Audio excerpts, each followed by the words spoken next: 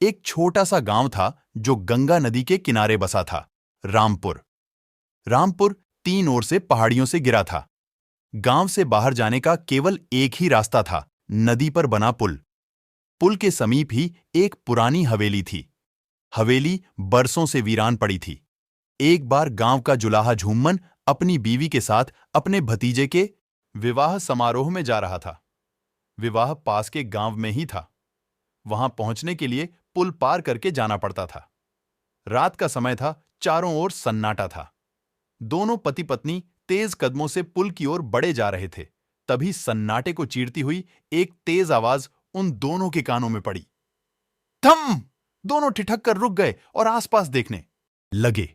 उन्होंने पाया कि वह पुरानी हवेली के पास खड़े हैं, मगर वहां उन दोनों के अलावा दूर दूर तक कोई नहीं था। हवेली में भी पूर्ण अंधकार था। तभी हवेली में से एक आवाज आई, धम! अब दोनों पति पत्नी डर के मारे थर थर कांपने लगे और उल्टे पांव गांव की ओर शोर मचाते हुए भागे। भूत भूत भूत! दोनों पति पत्नी ने गांव की चौपाल पर पहुंचकर ही सांस ली। गांव वालों ने उनके घबराहट का कारण पूछा तो उन्होंने हांफते हांफते सारी बात बताई। उनकी बात सुनकर सभी गांव वाले भी घबरा गए। कोई बोला, मैं तो अब वहां कभी नहीं जाऊंगा। यह सुनकर बाकी गांव वाले भी कहने लगे, हां हां, हम भी उस हवेली के पास कभी नहीं जाएंगे। बीच में गांव के मुखिया गिरधारी लाल चिंतित मुद्रा में खड़े थे। वह बोले, अगर हम वहां नहीं जाएंगे तो पुल तक कैसे पहुंचेंगे? क्या अब हमें अपना सारा जीवन इस गांव में कैद होकर ही गुजारना पड़ेगा? चिंता की रेखाएं सभी गांव वालों के चेहरे पर देखी जा सकती थीं। मुखिया की एक छोटी सी बेटी थी, फुलवा, बहुत ही चंचल मगर बहुत ही बुद्धिमती। उसके दो बड़े भाई थे, दोनों ही गांव की पाठशाला में जाते थे, मगर मुखिया फुलवा को पाठशाला नहीं भेजता था। वह सोचता था, लड़कियों को पढ़ाने का कोई लाभ नहीं होता, मगर फुलवा पढ़ना चाहती थी। उस रात जब चौपाल पर सब लोग हवेली के भूत की बात कर रहे थे, तो फुलवा भी वहां मौजूद थी। वह मुखिया से बोली, बापू, आप क्यों डर रहे हो? भूत वूत कुछ नहीं होता। यह सब मन का वहम है। बित्ते भर की छोकरी तो क्या जाने। कल्लू कसाई चहका, अगर वहां भूत नहीं है तो वह आवाज कैसी थी? झूमन ने थोड़ा तूनक कर पूछा।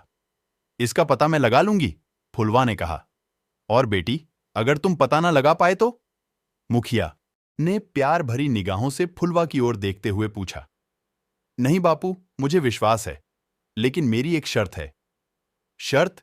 कैसी शर्त? अगर मैंने पता लगा लिया तो फिर मैं जो भी आपसे मांगूं आपको मुझे देना होगा, फुलवा ने मुस्कुराते हुए कहा। मुझे मंजूर है, मुखिया बोला। अगले दिन फुलवा ने इधर उधर घूमकर हवेली के बारे में जानकारी मालूम की। फिर वह रात में अपने साथ एक टॉर्च, एक बोतल में पानी और बिस्कुट के कुछ पैकेट लेकर हवेली को निकल पड़ी। हवेली के समीप ही एक ऊंचा मजबूत पेड़ था। फुलवा उस पर चढ़ गई और एक मोटी सी डाल पर बैठकर प्रतीक्षा करने लगी। बैठे बैठे 2-3 घंटे गुजर गए, कहीं कोई हलचल नहीं थी। फुलवा की आंखें नींद के कारण मूहने लगीं।